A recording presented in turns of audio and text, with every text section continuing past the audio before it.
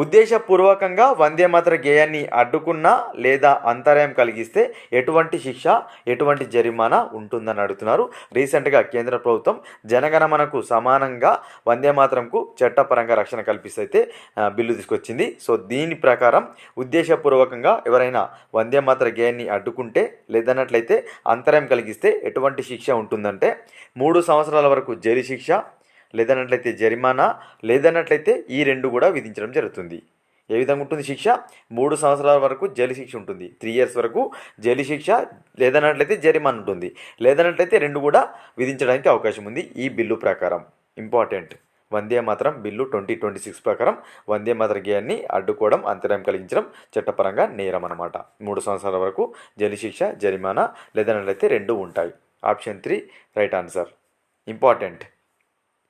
Next one,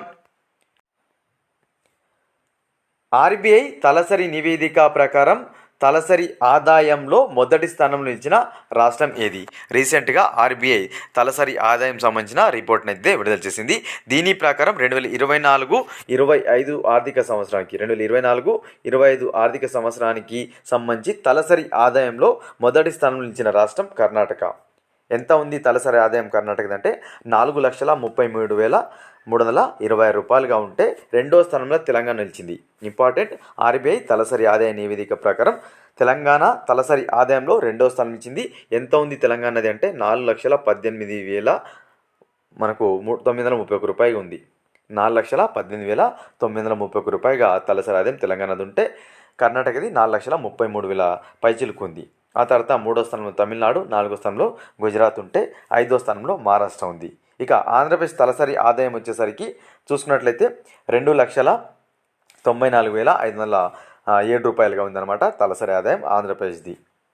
important, ఓకేనా. Next one,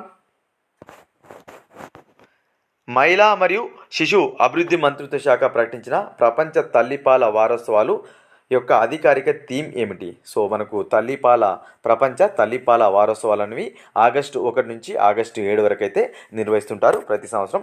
దీనిలో భాగంగా ఈ ఏడాది ప్రపంచ తల్లిపాల వారోత్సవాలకు సంబంధించిన థీమ్ ఏంటని అడుగుతున్నారు. ఇంపార్టెంట్, ప్రపంచ తల్లిపాల వారోత్సవాల థీమ్ వచ్చేసి ఈ ఏడాదికి జీవితంలో సుస్థిరమైన ఆరంభం కోసం తల్లిపాలు, పనిచేసే వాటిని బలోపేతం చేయండి. జీవితంలో సుస్థిరమైన ఆరంభం కోసం తల్లిపాలు, పనిచేసే వాటిని బలోపేతం చేయండి అనే ఇతివృత్తంతో ఈ ఏడాది ప్రపంచ తల్లిపాల వారోత్సవాలు నిర్వహిస్తున్నారు. ఎప్పటి నుంచి ఎప్పటి వరకు? ఆగస్టు 1 నుంచి ఆగస్టు 7 వరకు ఎవ్రీ ఇయర్ కూడా నిర్వహిస్తుంటారు. Important, option 2 right answer. Next one, public examination prevention of unfair means సవరణ బిల్లు ప్రకారం క్రింది వాటిలో ఏది సరైనది? సో మనకు ఇటీవల చూసుకున్నట్లయితే పేపర్ లీకేజీలకు సంబంధించి ఒక బిల్ అయితే తీసుకొచ్చింది కేంద్ర ప్రభుత్వం. సో దీనికి సంబంధించి ఏది సరైనది అంటున్నారు. ఆప్షన్ ఏ సరైనది. వ్యవస్థీకృత పరీక్షలకు సంబంధించి నేరాలకు విధించే గరిష్ట జరిమానాను 10 కోట్లకు పెంచారు. సో వ్యవస్థీకృత పరీక్షలకు సంబంధించిన నేరాలు ఏవైతుంటాయో వాటికి విధించే జరిమానాను 10 కోట్లకైతే పెంచడం జరిగింది. Important, option A right answer, ఓకేనా. అదేవిధంగా ఇక్కడ మనకు ఈ బిల్లు ప్రత్యేక ఫాస్ట్ ట్రాక్ కోర్టులకు ఏర్పాటు వీలు కల్పిస్తుంది, ఓకేనా. ఇక్కడ మనకు సరైనది అడిగాడు కాబట్టి ఆప్షన్ ఏ అవుతుంది. ఇక్కడ ఫాస్ట్ ట్రాక్ కోర్టులను కూడా ఏర్పాటు చేయడానికి వీలు కల్పిస్తుంది ఈ బిల్ అన్నమాట, ఓకేనా. నెక్స్ట్ వన్, ప్రతి సంవత్సరం వరల్డ్ వైడ్ వెబ్ దినోత్సవాన్ని ఏ తేదీన జరుపుకుంటారు? ప్రతి సంవత్సరం కూడా వరల్డ్ వైడ్ వెబ్ WWW అంటాం కదా మనం. సో దీన్ని టీమ్ బర్నర్స్-లీ అయితే కనుగొనడం జరిగింది. సో ఆ కనుగొన్న దినోత్సవం ఏదైతుందో ఆగస్టు 1 అయితే దీన్ని కనుగొనడం జరిగింది, టీమ్ బర్నర్స్-లీ. సో దీనికి గుర్తుగా ప్రతి సంవత్సరం కూడా వరల్డ్ వైడ్ వెబ్ దినోత్సవంగా ఆగస్టు 1 జరుపుకుంటాం. Option 2 right answer. Option 2 right answer. కేంద్ర ప్రభుత్వం ఫైనాన్షియల్ ఇంటెలిజెన్స్ యూనిట్ డైరెక్టర్గా ఎవరిని నియమించింది? రీసెంట్గా సెంట్రల్ గవర్నమెంట్ ఫైనాన్షియల్ ఇంటెలిజెన్స్ యూనిట్కు కొత్త డైరెక్టర్ని అయితే అపాయింట్ చేసింది. ఎవరిని అపాయింట్ చేసింది అని అడుగుతున్నారు. సత్యపాల్ కుమార్ గారిని ఇటీవల కేంద్ర ప్రభుత్వం ఏ విభాగానికి డైరెక్టర్గా నియమించింది? ఫైనాన్షియల్ ఇంటెలిజెన్స్ యూనిట్కు డైరెక్టర్గా నియమించింది. Option 2 right answer. Next one, భారతదేశపు మొట్టమొదటి టెలికాం తయారీ జోన్ ఏ నగరంలో స్థాపించబడుతుంది? ఇంపార్టెంట్, మన భారతదేశంలో మొదటిసారిగా టెలికాం తయారీ జోన్ అయితే ఏర్పాటు చేస్తున్నారనమాట. సో ఎక్కడ ఏర్పాటు చేస్తున్నారని అడుగుతున్నారు. Option 1 Gwalior, option 2 Indore, option 3 Bhopal, option 4 Jabalpur. భారతదేశానికి సంబంధించిన మొట్టమొదటి టెలికాం తయారీ జోన్ను గ్వాలియర్లో ఏర్పాటు చేయబోతున్నారు. మధ్యప్రదేశ్లోని గ్వాలియర్లో ఏమి ఏర్పాటు చేయబోతున్నారు? మొట్టమొదటి టెలికాం తయారీ జోన్ను ఏర్పాటు చేయబోతున్నారు. Option 1 right answer. Next one, panchayat సొంత వనరుల ఆదాయం యొక్క సమగ్ర నిర్వహణ కోసం భారతదేశపు మొట్టమొదటి ఏకీకృత డిజిటల్ ప్లాట్ఫామ్ పేరేమిటి? సో మనకు ఏవైతే ఈ పంచాయతీలు ఉంటాయో, గ్రామ పంచాయతీలు ఉంటాయో, వాటి యొక్క వనరుల సమగ్ర నిర్వహణ కోసం ఇటీవల ఒక డిజిటల్ ప్లాట్ఫామ్ని అయితే తీసుకొచ్చారు. దాని పేరేమిటని అడుగుతున్నారు. ఆప్షన్ 1 ఈ gram Swaraj portal, option 2 Panchayat Darpan portal, option 3 సమర్థ పంచాయత్ పోర్టల్, ఆప్షన్ 4 గ్రామ్ శక్తి పోర్టల్. పంచాయతీ సొంత వనరుల ఆదాయం ఏదైతుందో దాని యొక్క సమగ్ర నిర్వహణ కోసం ఇటీవల భారతదేశానికి సంబంధించిన ఏకీకృత డిజిటల్ సర్వీస్ ప్లాట్ఫామ్ పేరు ఏంటంటే సమర్థ పంచాయత్ పోర్టల్. సమర్థ పంచాయతీ పోర్టల్ అయితే తీసుకురావడం జరిగింది పంచాయతీ యొక్క వనరుల ఆదాయం యొక్క సమగ్ర నిర్వహణ కోసం, మెయింటెనెన్స్ కోసం. Option 3 right answer.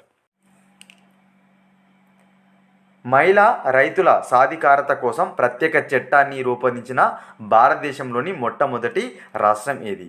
సో మహిళా రైతులు ఎవరైతే ఉంటారో వారి సాధికారత కోసం ఒక ప్రత్యేక చట్టాన్ని భారతదేశంలోని ఒక రాష్ట్రం అయితే రూపొందించింది. ఆ రాష్ట్రం ఏంటంటున్నారు. Option 1 Karnataka, option 2 Gujarat, option 3 Maharashtra, option 4 Rajasthan. So మహిళా రైతులు ఎవరైతే ఉంటారో వారి సాధికారత కోసం ప్రత్యేక చట్టాన్ని రూపొందించిన మొట్టమొదటి భారతీయ రాష్ట్రం మహారాష్ట్ర. మహిళా రైతులు ఎవరైతే ఉంటారో వారి సాధికారత కోసం ఒక ప్రత్యేక చట్టాన్ని అయితే రూపొందించింది. ఇది మనకు భారతదేశంలోని మొదటి రాష్ట్రం అనమాట. ఈ విధంగా మహిళా రైతుల సాధికారత కోసం చట్టాన్ని రూపొందించిన మొదటి రాష్ట్రంగా మహారాష్ట్ర నిలిచింది. Option 3 right answer. Asia development bank $850 million లోన్ను పిఎం సూర్య గారి కోసం అయితే కేటాయించడం జరిగింది. ఓకేనా, ఇవ్వడం జరిగింది రీసెంట్గా. Option 3 right answer. Next one, ఇటీవల భౌగోళిక గుర్తింపు పొందిన పితోరా పెయింటింగ్ ప్రధానంగా ఏ రాష్ట్రానికి సంబంధించిన సంప్రదాయ గిరిజన కళారూపం? సో రీసెంట్గా మనకు పితోరా పెయింటింగ్స్ అయితే జిఐ ట్యాగ్ను పొందడం జరిగింది. ఇవి ఏ రాష్ట్రానికి సంబంధించిన సాంప్రదాయ గిరిజన కళారూపం అని అడుగుతున్నారు. Option 1 Rajasthan, option 2 Gujarat, option 3 Madhya Pradesh, option 4 Maharashtra. So రీసెంట్గా పితోరా పెయింటింగ్ జిఐ ట్యాగ్ను పొందింది. ఇది ఏ రాష్ట్రానికి సంబంధించిన సాంప్రదాయ గిరిజన కళారూపం అంటే గుజరాత్కి సంబంధించింది.